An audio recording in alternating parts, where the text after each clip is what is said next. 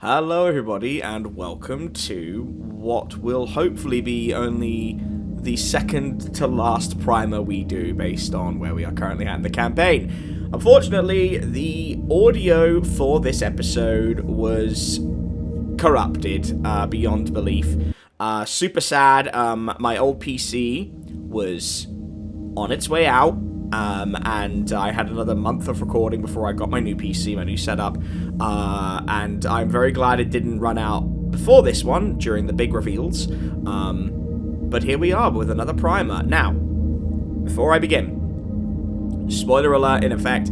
Obviously, you think to yourself, TJ, why on earth would you need a spoiler warning in effect this deep into the game? Well, sometimes people sort of skip ahead and they try to pop in and they're, gonna end up ruining the story for themselves. So, big spoilerinos inbound.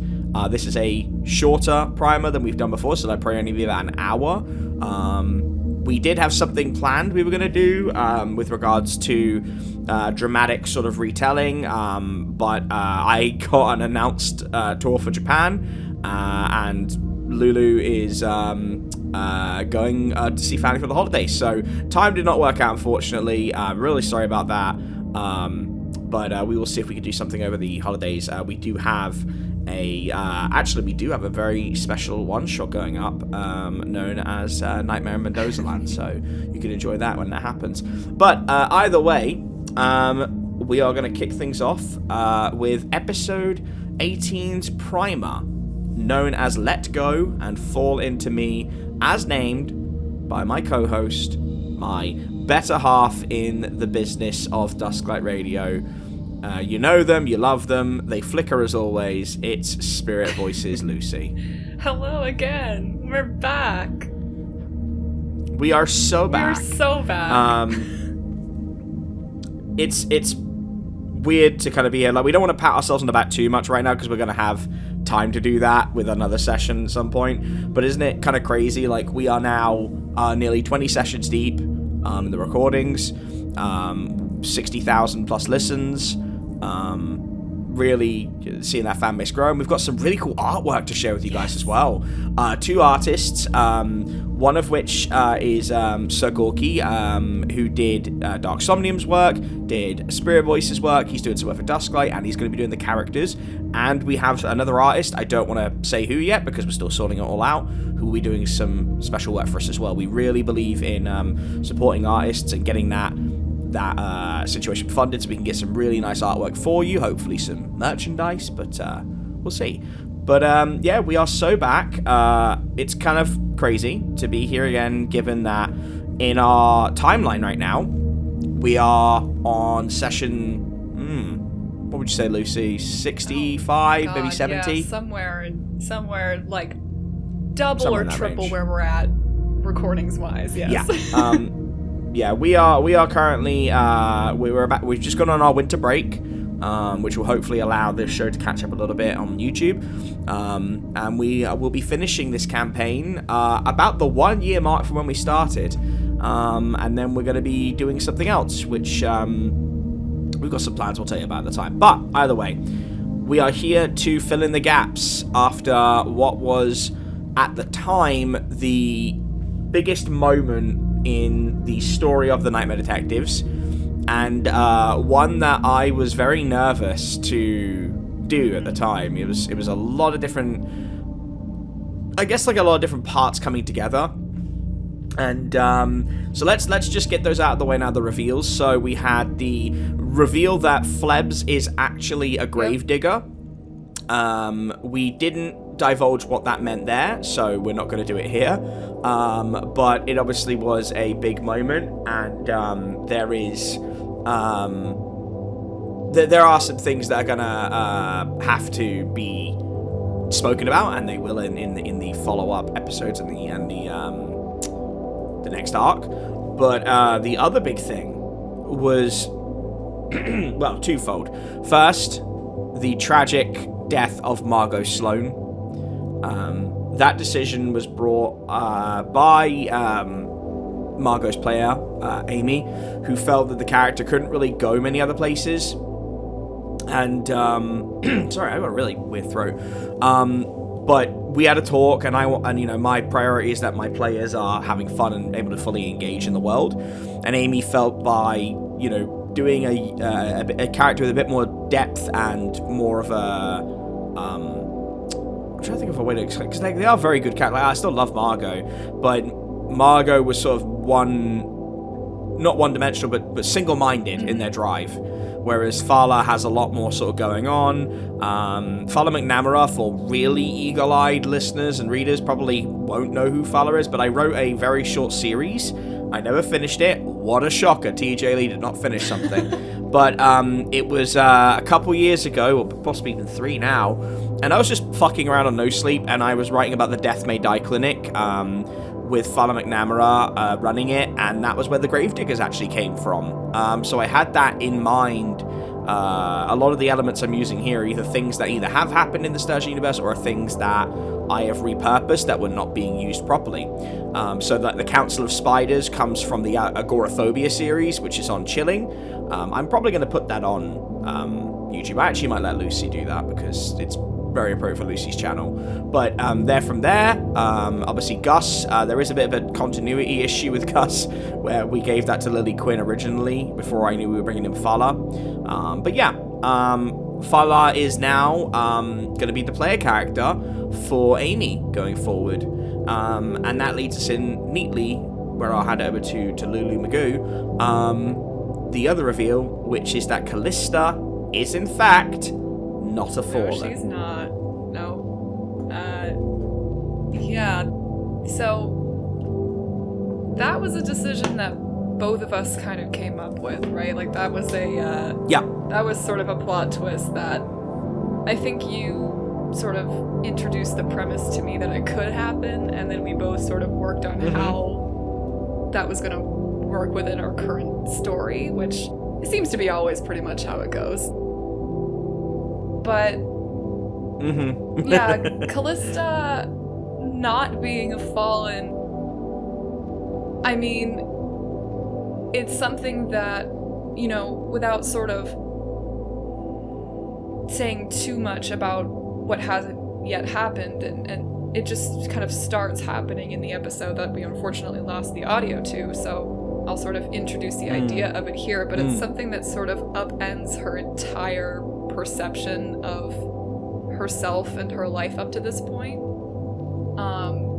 And that's something that, you know, TJ and I both kind of try to explore later, so again, I won't get into it too much now, but yeah, that is a story beat that will definitely be explored further, and we kind of start that in this episode, and actually with like the first scene in this episode, we sort of began it with Callista and kind of paused this really high tension dramatic moment where, you know, everything is kind of at a head. We kind of paused it and took Callista away. And we put her in a place where we have heard a lot about, but we haven't actually visited yet, which is heaven, to speak to her father. Yes, to speak to the Abrahamic God himself. So let's put a little disclaimer out there, you know, which I think is important, is that I believe in respecting everyone's religious and cultural beliefs as long as they don't infringe on the beliefs or the existence of me and my friends. I've always had this sort of thing of, you know, be nice to people who are nice to you, right? I was raised Catholic. Obviously, people in our group were raised different religions. One of which is Mormon, another was Methodist, but all of us are non-religious at this stage in our lives. And we're not, no one wants to be a cringy atheist, right? No one wants to be that fucking dork who's like just being really disrespectful and rude.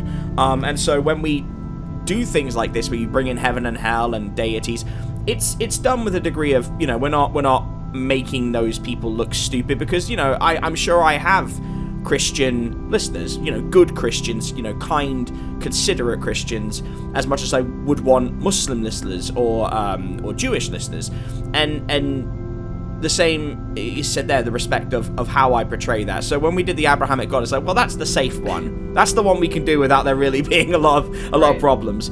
And the way we did it was we put Callista in a waiting room. Because I always love that allegory of heaven is just a waiting room, like a waiting for a dentist appointment.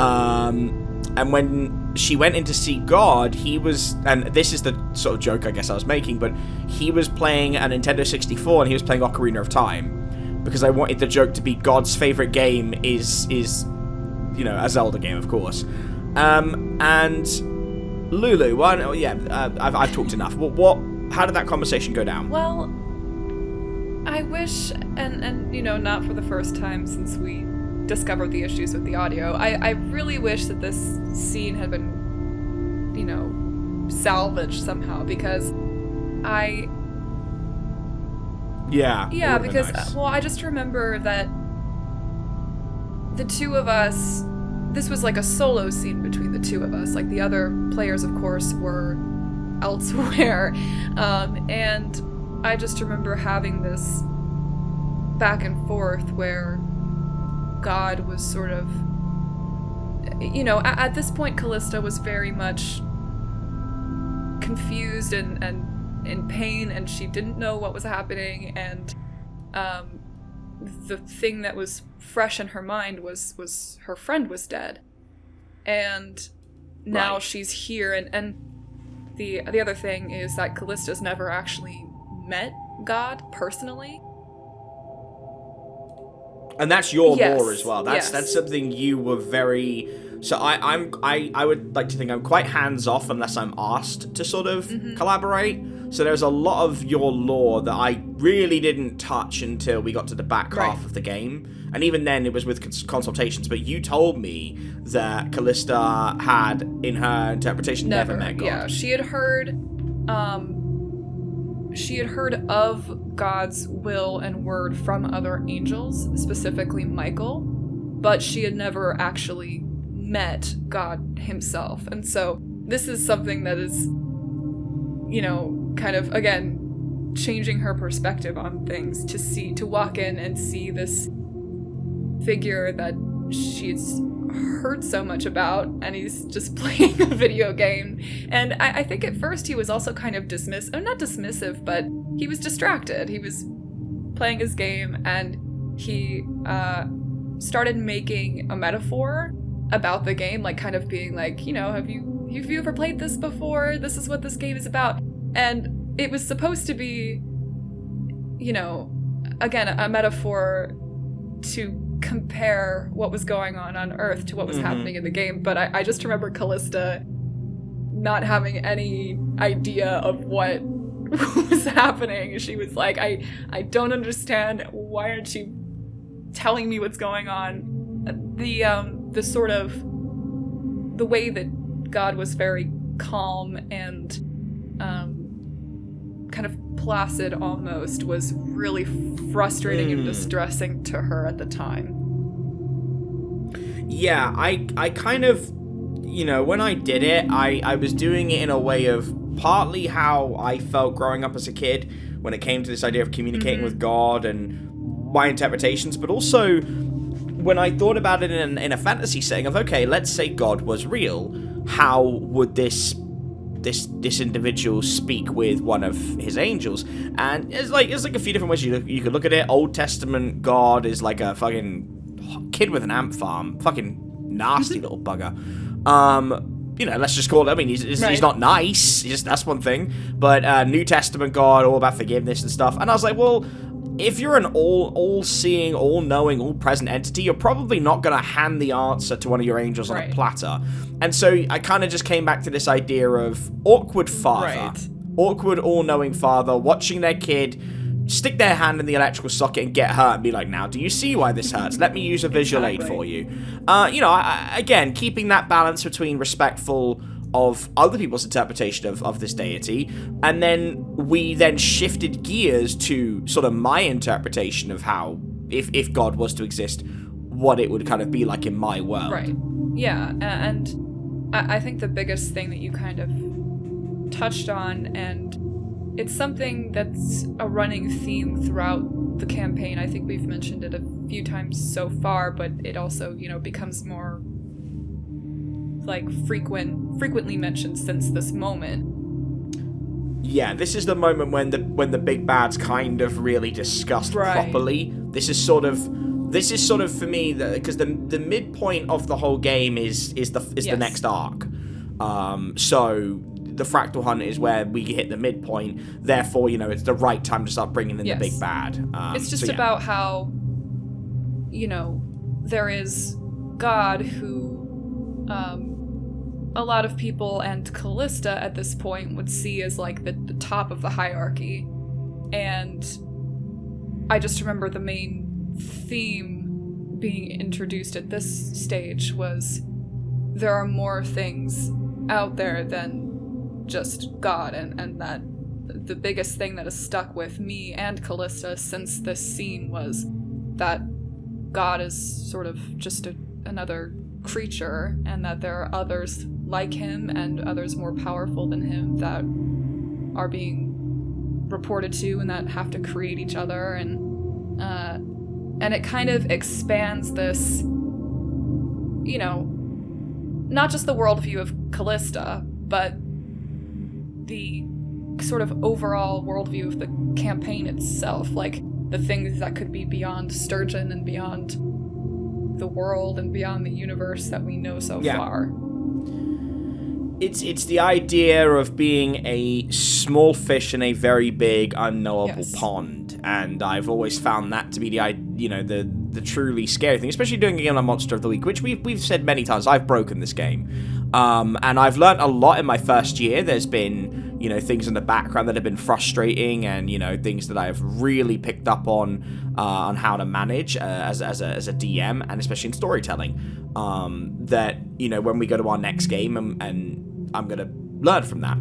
But Monster of the Week is designed for Lovecraftian horrors and cryptids and night terrors, so this was the time to sort of bring in the big guns. And for listeners who are fans of Sturgeon, which is basically 98% of them, they want to know about the sins again. They want to know about the voids, and that's sort of where we really kind of go with it. So yeah, God basically has this conversation of, well, you are not from this world. You were brought here. And, because a couple episodes prior, we heard about baby Callista. And in Callista's mind, Callista's always been an adult. There's, doesn't eat, doesn't sleep. And it's like, no, none of that's actually true. You've just kind of conditioned yourself. Yeah, there's always been a sort of disconnect in her backstory to certain parts of itself. And, whether that's because of my faulty planning or because that was always planned from the beginning it's impossible to say. But there's always been elements that are sort of missing logistically from what Callista believes to be true. And so God begins during this conversation to kind of put some of those pieces together for her. And basically tells Callista she's a bigger fish in the pond, to follow that metaphor that she thought she was. She isn't just a soldier angel. She is something greater and more powerful than that. And she was sort of brought into this environment, which is to say, I guess, heaven, to be raised among the angels, because there was, at the time, bigger things at play that, are kind of, I don't know, they're sort of beyond her understanding at this moment, but there are certain reasons why she would have been brought here. But generally speaking, she's too powerful to be kind of, for her powers to be raised on their own, so she was just kind of told that she was an angel, and that's what she was led to believe, and that's what she has believed up until this very moment when her powers kind of exploded out on their own from Margot's death. So Callista at this point is fundamentally changed, and there's not really any going back. And that's another thing that God kind of tells her is, now that she knows, and now that she is going to start learning more and more things about herself and who she is and what she is and how she came to be here, she can't go back to the way she was before. And she is something different now, and nobody can really put that back in the bottle. So he kind of tells her more or less that, you know, although he cares about her and is sort of like wants to support Callista, he also kind of says that she's on her own from this point. And, you know, there's a point where he feels that he has to step back and he can't meddle anymore, and this is where he kind of draws the line and tells her, you have to go your own way and I can't help you anymore. That's that's sort of the crushing moment, because it's designed to be a moment where, you know, it's I let you go, it's almost abandonment. And at that moment, a sort of even more horrible thing happens to Callista. Yeah, she effectively falls for a second time. She's cast out of heaven completely, and there's this scene where she is just, I mean, literally falling from grace, and she's sort of remembering the first time that this happened to her. But it's different. I remember it felt different for her because she was physically going through other changes that were not present the first time, which I'll get into a little bit more in a bit, but she was falling, and she didn't know where she was going to land, or if it would kill her, or what was going to happen after that. And she is caught in someone's arms. Mm-hmm. And I remember Callista sort of looking up at her and seeing Lady Death holding her. And she's kind of traumatized at this point, and she's you know, scared and still grieving, and she's just been cast out, and she's not who she thought she was, and very just overall very vulnerable. And Lady Death kind of holds her and tells her that she is not alone, basically. Yeah. And that touches on a theme that is very near and dear to mine and Lucy's heart. And when we do a post, actually it'll probably be in about 2-3 weeks, but when we do a post-arc wrap-up, as we did with Hotel, we'll talk about it a bit more. But for us, adoptive families, you know, the notion that your family doesn't have to be the be-all end-all is very important to us. For many reasons, for example, the fact that, you know, we're both queer. It's important that while we have the blessings of a loving family and security and stability in that respect, there are many who are either not out because of fear of repercussions, or they are out, and their results of that are the shocking numbers of homelessness we see, particularly in youth homelessness, particularly in minority homelessness. So, for anyone who comes out or renounces religion or just makes cultural decisions that are not in line with their parents, especially in America, it's still a thing here, don't get me wrong, but in America it's a lot more hard line, where it's like, you know, out you go, fuck off, we don't want to deal with that. And then those those young people who have nothing have to find adoptive families, find families in their friends, in their parents, their friends' parents. And it's the idea that, you know, just because your birth family rejected you does not mean you don't have a family. Yeah.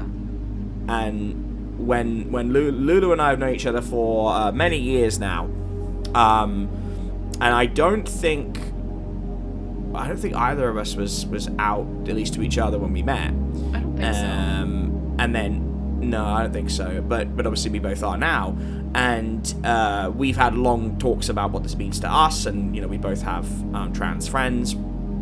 And a lot of my work now is sort of centered around body horror and things like that. And I know that people sometimes don't like it. Tough. It's part of my life. You know, I will eventually move on to other things as well. So, you know, if you love me but you don't like that, just, I guess, ride it out, which is a weird thing to say.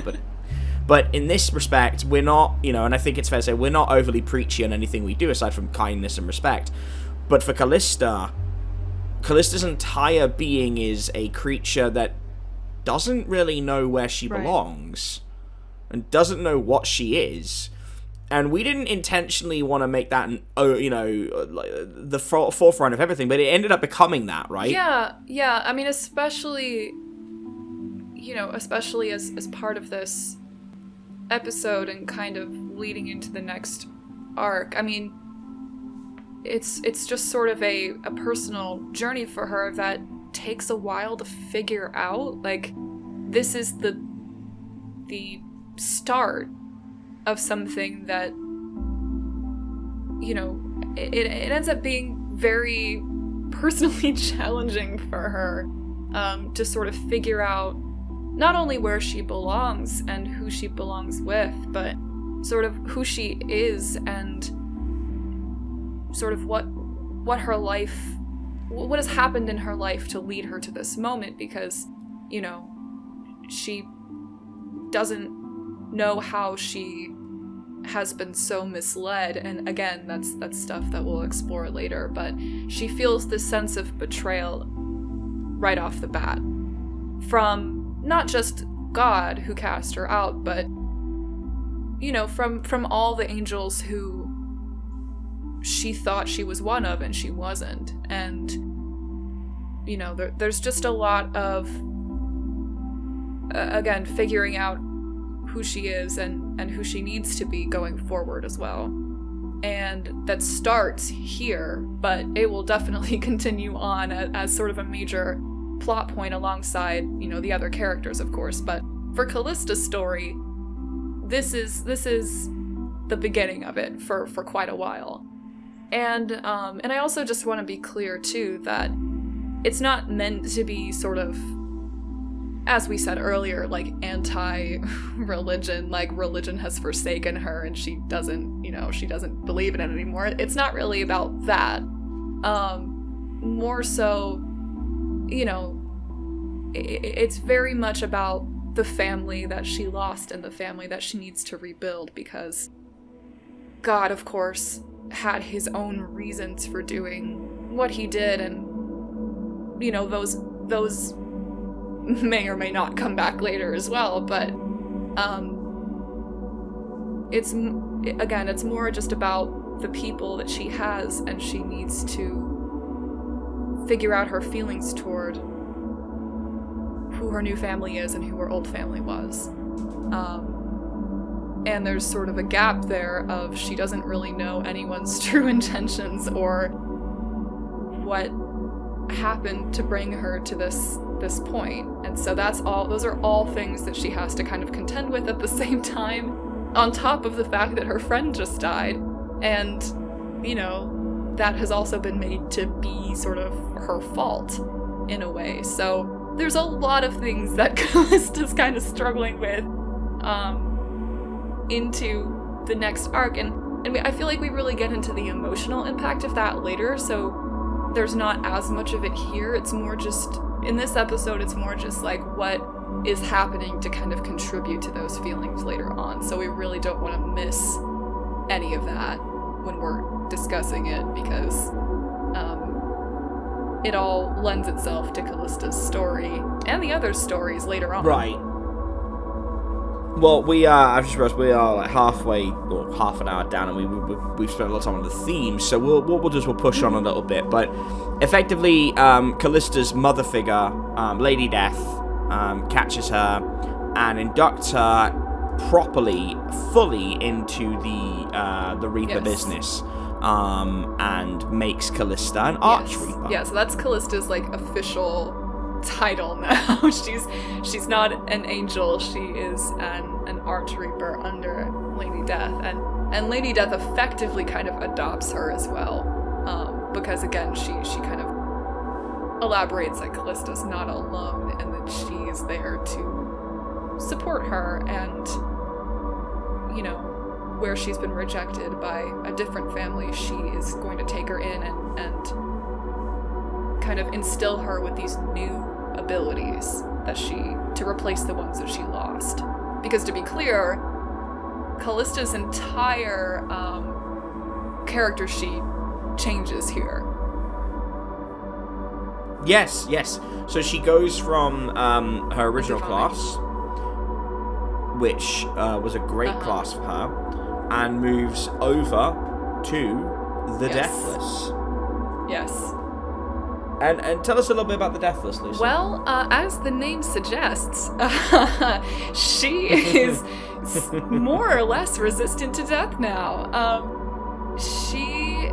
The biggest sort of ability of the Deathless is that when she dies, if she dies, she basically, and this is how we worked it into this world, she is sent back to Lady Death, but she can come back. She doesn't die permanently. She just sort of cycles through, and it's not instant. Obviously, she has to go through sort of a process, and that doesn't happen until later. But yeah, that's the main ability of the Deathless, is that she cannot permanently die. She is given that ability by Lady Death. It's kind of the defining factor of an Archreaper, so it kind of comes with the territory. But there's that. There's also a couple other abilities that utilize sort of the new necromantic aspects of the Deathless. I mean, basically Callista gains the ability to sort of channel necromantic energy in and out of herself to do all kinds of things. She can sort of heal. She can. Of course, she keeps her scythe, which is something that I still wanted to have. I think she gets a new one though, and yeah, she can sort of just use those powers to affect the world around her, kind of the same way that her divine energy does, but it affects her differently, and she doesn't know as well how to control that, and that's another thing that she has to sort of figure out over time. Yeah, it was a hell of a class change, and before we even kind of got into it, we had a very combat low session, and Callista was sent back eventually in a human form, so no longer this towering winged creature, because initially when you went back you are human-sized, normal proportions. I think did you have the wings initially, but or did we just change them straight away? No, I think we changed them immediately. They became so you went to bat they became wings. these bat-like leathery wings rather than the feather ones. They have like holes in them, like they're kind of tattered, and so I will say, even before that, though, there's the, sort of calamity that she's causing on Earth with the death of Margot. She's kind of like in the middle of that still, while she's going through all these changes outside of it. And God, I believe when she was in heaven, God showed her sort of a picture of how the Earth was doing while she was there, and it was showing like a red sky and the moon being blacked out by an eclipse, and there's a huge arc of light rising from Sector 9 where she is toward the sky, and it's affecting everything. It's like apocalyptic in nature, and that's when God basically tells her, like, this is the kind of thing you can do without even knowing how to control what you can do, and this is like the beginning of what you can do. And another sort of blow that Callista takes right after being completely changed by everything that happened. The only way this disaster is kind of foiled, I mean, Fala is there. That's her sort of task. She's there in the building, isn't she? She's just come around the corner at the end of the last episode to witness this, and she is trying to figure out how to stop it, how to intercept this, terrifying thing that Callista is kind of changing into. And then out of nowhere, Gary Muldoon comes from, I think just from behind her even. He comes from nowhere and just wraps her in a hug. And it's almost impossible because she's completely transforming at this point. But he kind of pushes through the power that she's emanating and just tries to hold her, and thankfully that doesn't kill him or anything, because that's what I was worried about at first. Callista is brought down from her, where she's sort of kind of exploding with this power, and she's brought down to this human form that we've talked about. Actually, no, she's brought down to baby Callista first. That's what she is. She turns. Right. She's brought all the way back down through her human form down to all the way to baby Callista, and there's this scene where Muldoon is just sitting on the floor holding her, and she's wailing, she's full on crying and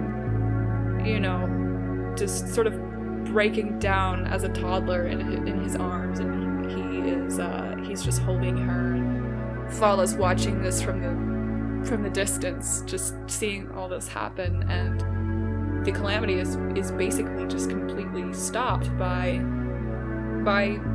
family again. That's what saves her for the second time in this episode is her family. And she's brought back to the security office after that, and there's more to that scene later on, but we kind of jump to the other characters first, but that is how the end of the world is resolved temporarily. And sort of in Callista's changes are sort of halted there, because it's emphasized that it could have been a lot worse, but between Fala and Muldoon, she is sort of stopped where she was. Yeah, and there's a lot of changes to come, but it was a really, again, that was the one bit of the whole session I was so sad we didn't get. It was such a beautiful sequence, but these things happen. So thankfully, yeah, out of every other, so this would have been episode 19, and out of the other 45, 50 that we've got, only one more failed on us, and that was in the next arc, and that was it. And we've had no failures since then. So, touch wood, we don't have any more. But so at that point, we then go over to Jericho, Jimmy, and Zephyr, who are still fighting with the Rat King, which was this huge, terrifying creature. And it was basically like an amalgamation of different nightmare body parts. And it was really, really gross to do, but it was really fun. And we go to see Flebs, who kind of does the whole, oh my goodness, what has just happened here? But obviously he is heartbroken over Margot, and we then see the coin that Ramael had being flipped, and he's taken away as Nautilus says, "A deal's a deal, brother. I'll see you soon." Meanwhile, we go through the process with Callista, as we talked about, and Schlengel does his little DNA speech, which is all about like what like Callista actually is, which is effectively that she will bring about the end of the world. That's what she's destined to do. Right. Yeah. That's also a big thing. Is this is sort of what she is supposed to do. This is what she's made for. Is to be the thing that ends it. And he in the last episode he took one of her feathers before he sent her to Margot. And this is sort of his goal, is to use that to like unlock the true secrets of evolution, basically. Like he is trying to expand humanity's potential to sort of get everyone to the point that Callista's at, or to sort of unlock the power that they have. And obviously this is something too dangerous to have happen, but the rest of the episode is very much, I would say that the theme for the rest of the episode is this like somber determination. Like everybody is very, so once the battle is done between Jimmy and Jericho and Zephyr and the Rat King, like after all of that is sort of resolved, the group kind of goes to meet up again, and all of this is happening with the frantic goal of freeing the nightmares. Like that's still something that we have to do, and that's something that Zephyr's really passionate about, of course. So Zephyr says that they need to go get Wayland first, since the ethics committee has the final say on releasing the nightmares, and they will reconvene at the security office later on. And so basically they walk out of the disaster prevention area just as Flebs is being brought back by Ramael, and so they all end up going to the same area. Ramael doesn't want to get involved. He has to deliver a message to someone, so that's when he kind of splits from them again. Yeah. But he does his promise. He fulfills his promise of bringing Flebs back to everybody. He does. So Jericho's kind of catching them up about the fight and about what Schlengel said, and Flebs is he doesn't tell them about the gravedigger thing yet. That's sort of something that he keeps to himself for the time being. But they confer with Wayland. She says that she's kind of worried that the nightmares, if they're released, would kind of just run around and kill everyone. But if she can get everyone into the ethics committee building, they could kind of seal that off and create kind of a safe area. And so that ends up becoming the plan, is they sort of start herding everyone toward the ethics committee building, everyone that they need to keep safe. And then in the meantime, they plan to release the monster, or the nightmare. I keep saying monsters, and that's not politically correct. No, they're called Correct nightmares. of me. I'm so sorry. No, it's fine. They prefer nightmares, but monsters isn't an offensive term, so you're fine. Yeah, they need to release them, basically. They want to free them. That's still the main goal of the episode, despite what happened. And granted, no one even really knows what happened yet, but But it's not all somber, because the one bright moment in that episode is the orange room. Yep. Tell us about the orange room. Oh, the orange room. Well, I mean, we know this recurring bit of Jericho and the orange peels. I can't even remember how... They're biodegradable. I can't remember how long this has been going for, but that was this arc, yes? A few weeks. Okay, it started in this arc. It started a bit at the beginning. I think it started very close to the beginning of the arc, and then it kind of culminates when he visits the Ethnics Committee. Yeah, okay, I do remember that. Yes, okay. Which is a couple episodes from now, but that was one of my favorite bits. That had everybody laughing. Yes, so yeah, we have to, even in this like really serious episode, we have to have moments like this. Yes, you have to. If it's all sad, it's very hard to kind of go through that for 3 hours. For sure. Well, so while they're talking with Wayland, first of all, she asks Jimmy to she wants to do research with him. It's like a monitoring experiment while the nightmares are being freed. And to kind of sweeten the deal, she offers to tell him more about his people. So Jimmy agrees to that.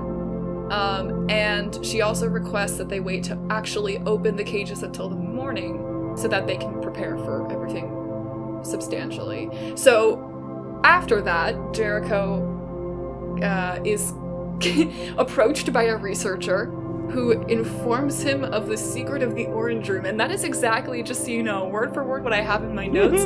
Cannot remember how that went down in terms of that specific interaction. I felt really bad about Gaspar, and I wanted to remedy it. Oh yeah, no, I know, but I mean, just like how I would pay to hear that audio again, where a researcher just comes up and is like, "Hey, you want to know about the orange room? I gotta tell you a secret about the orange room." Like, anyway, I don't know how Jericho went along with this at all, but that's fine. So, yeah, the researcher brings Jericho to the orange room,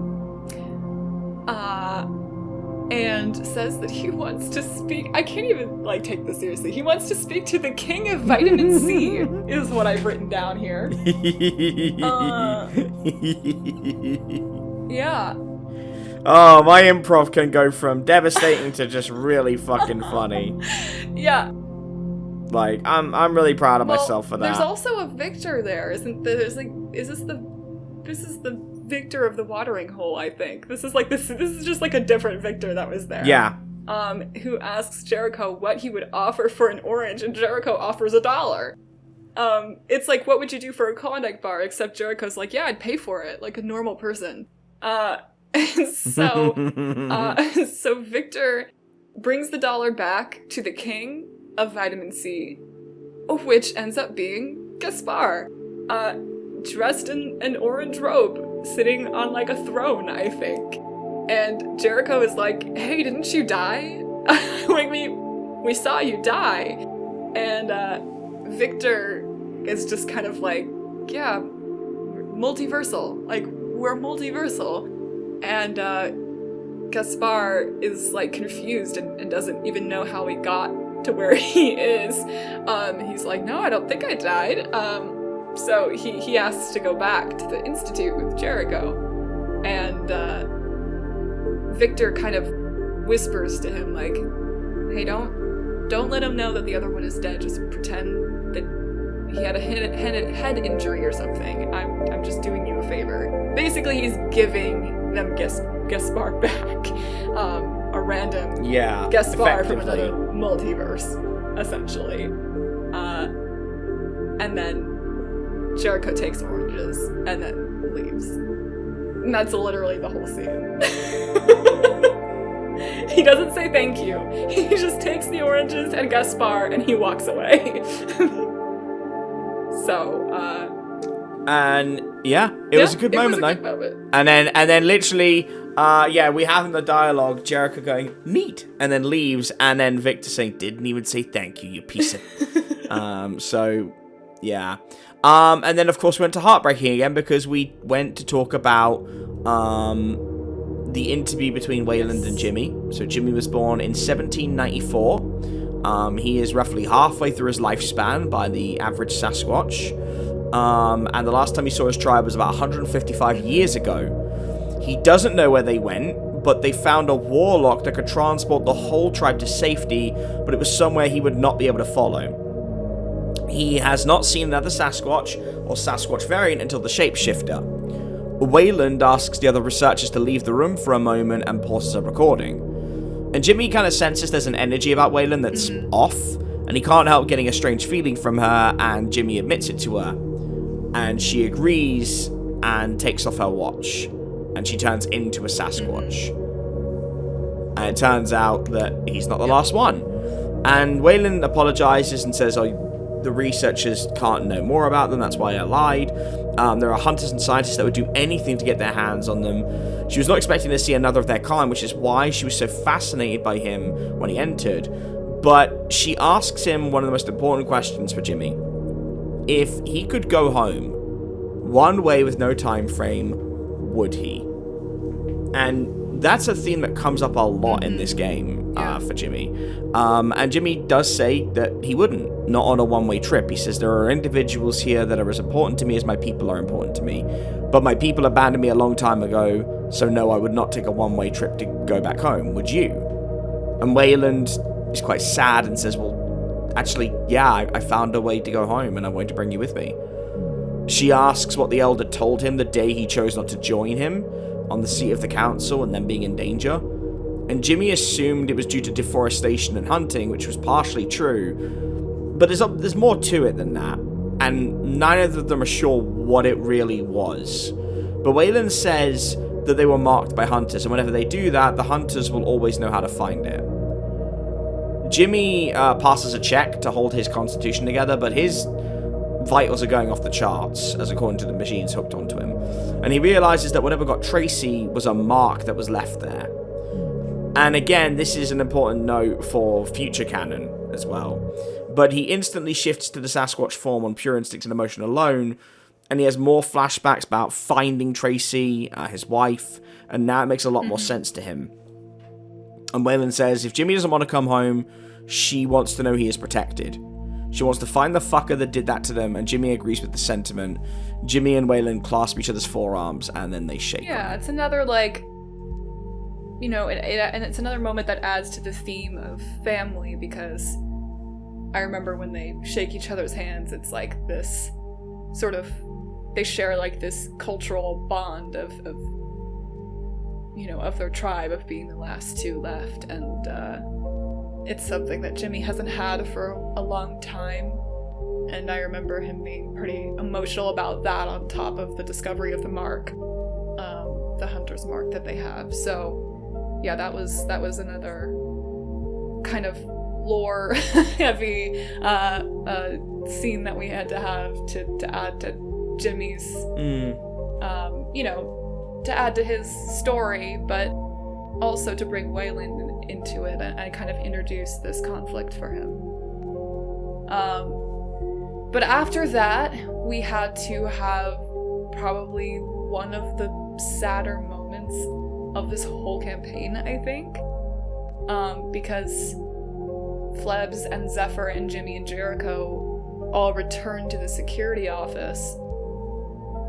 And baby Callista is still... First of all, Callista's still baby Callista, that's the first thing. She's still with Muldoon. I think she's asleep at this point. She's like cried herself. She's tired herself out. So Muldoon kind of sits them down and is maybe gonna be the one to tell them what happened when Callista wakes up, and she shifts back. She's shifted back into her adult form, and this is when they're in the other room. They like hear, you know, her startled reaction in the bathroom door slamming, and Callista has a moment where she sees herself in the mirror, and she looks very different. We sort of mentioned that earlier. She's shorter now. She looks more human. She has like black streaks in her otherwise silver hair. She's got no armor. She's wearing like almost what Margot would have worn. like a leather jacket and plain human clothes, and there's like this black, dark energy that she didn't have before that kind of runs through her veins and turns her eyes black, and she can see the differences very visibly, but also her wings have changed a lot, and that really freaks her out. But yeah, there's this moment where Muldoon has to tell them that Margot has died. Yeah, because they didn't know. I don't think he explained how it happened necessarily, because he wasn't even there. I don't think he even knows. No, he found the just body. tells them that she's dead, and Jimmy kind of has to, go outside, and he's angry. He's so angry. He's like crying, and he's just pacing back and forth, and Jericho has to go out and kind of talk him down and remind him that they still have a job to do, and that there's more to be done with the nightmares. And after that, they can all sort of, break down and get the chance to grieve, but they need to focus on what has to be done and stopping Schlengel. And they have more of a motivation to do that now, sort of, but the cause is still very important to them as well. So there's more debriefing after that. Like, they all have to take a moment to rest and sleep and process all the information that they've just gotten. But Flebs confides in them about the gravedigger thing somewhere in there, about what he learned from Nardolis. And, they sort of have to figure out that in the same way that they don't really know what Callista is either. They have to figure out what they can each do now.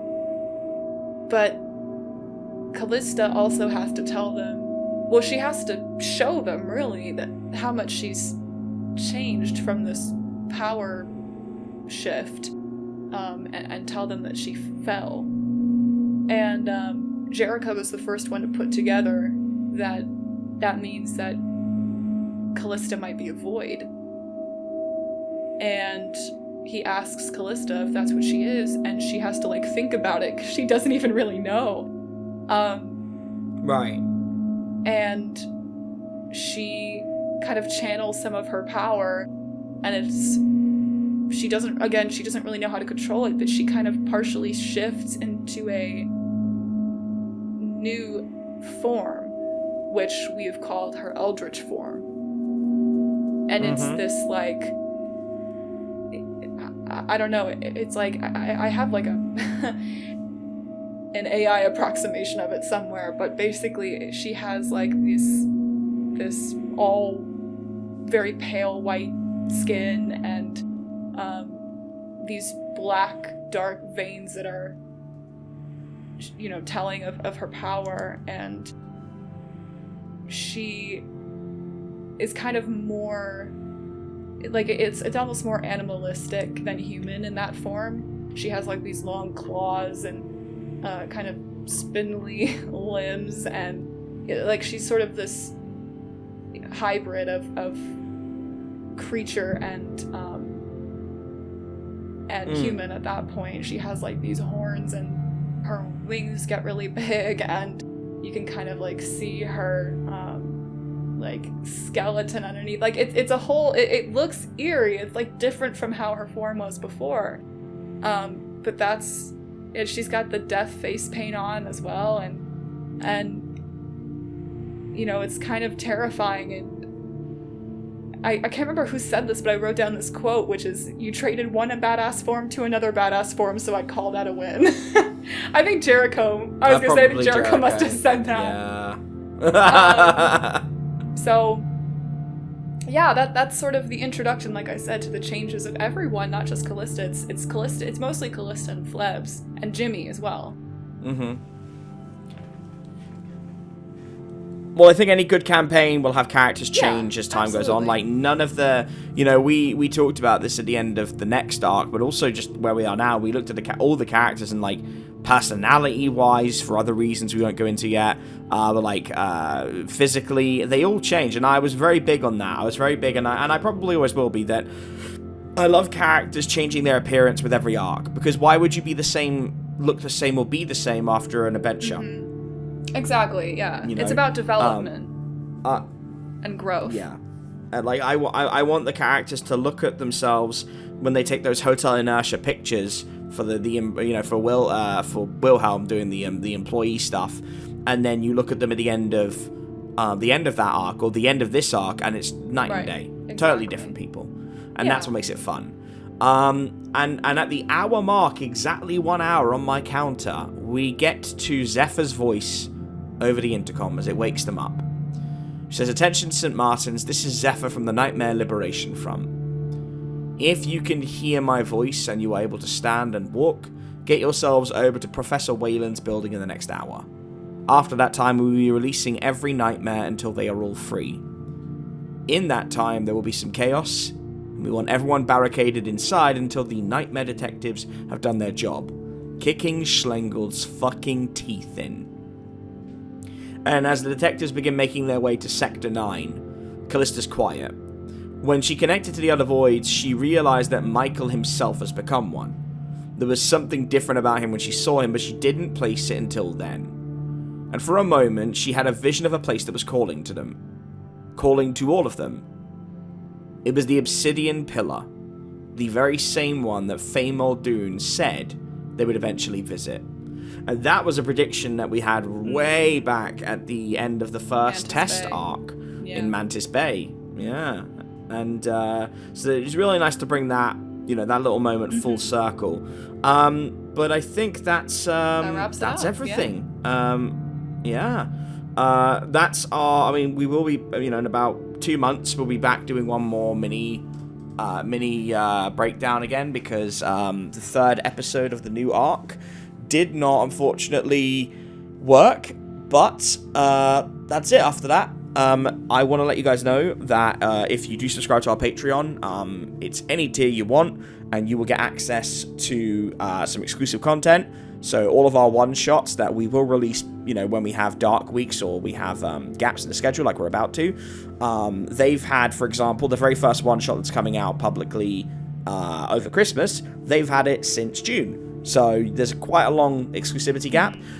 There's also stories, so the stuff going up on the Dark Somnium is for my first full-length novel, and I'm putting up each chapter on there, only on there. You can't get it anywhere else, you can't see it anywhere else. And of course, you get episodes early. So right now they have they are now caught up. I was waiting for this to be done because we hadn't recorded this, but episodes 19, 20, 21, and 22 are already edited and ready to go. They are going to be going up over Christmas, so that's something extra, and we have a whole week worth of content for Christmas. I'm hoping so anyway, because I am not here. I will be in Japan, but those will be going up a little bit earlier on the Patreon, and obviously we do shout outs as well. Speaking of which, I should probably do that right now. But this is it's interesting to see how this kind of stuff happens, It's interesting to see how we get to moments like this where we effectively get, I guess what's the word I'm looking for? We effectively get these nice little moments to look back at everything we've done, for sure. No, I think it's good to reflect on all of that, because it's like you said earlier, it really shows the growth and sort of the difference in how things are compared to how we started out. And I think we notice that every time we kind of take a step and look back, is like, wow, look how far we've come and how much we have yet to go. And that time, as we continue, because like we've said, that there's a huge gap in between when these recordings are coming out and where we're at now. Where we're at now, we're sort of approaching the end. And so that, how much is yet to come, that kind of gets shorter and shorter every time we look forward now. And it's kind of daunting, but also it's sort of a relief in a way to sort of get to the point where we can finally give our characters the endings that they deserve. After they've gone through so much at our hands, including what's happened in this episode. So it feels good to be able to do that for them, but it's also like, you know, we're feeling pressure to sort of get it to that place. So it's really nice to sort of take a step back and go a few months back and be like, wow, yeah, we did all that. And we probably felt very similar then than we, you know, to how we do now. And that worked out really well. So it's kind of a it's reassuring a little bit to be like, yeah, we did that. And there's a couple other major plot points that we did later on that I'm not gonna say anything about, but you know, that we managed to work out, and I don't know, I think everything has gone really well to this point, and it's just nice to feel that and see that kind of happen and see everyone's reactions to it. And I can only imagine that will continue as time goes on. But while we're doing our holiday things, when you go to Japan and I go home, our holiday spectacular, if you will, you know, we'll be thinking about how best to sort of bring everything together. So that'll be really cool. And on that note, for everybody, we want to thank Jason Webb. So this is our Sturgeonite Faithful tier.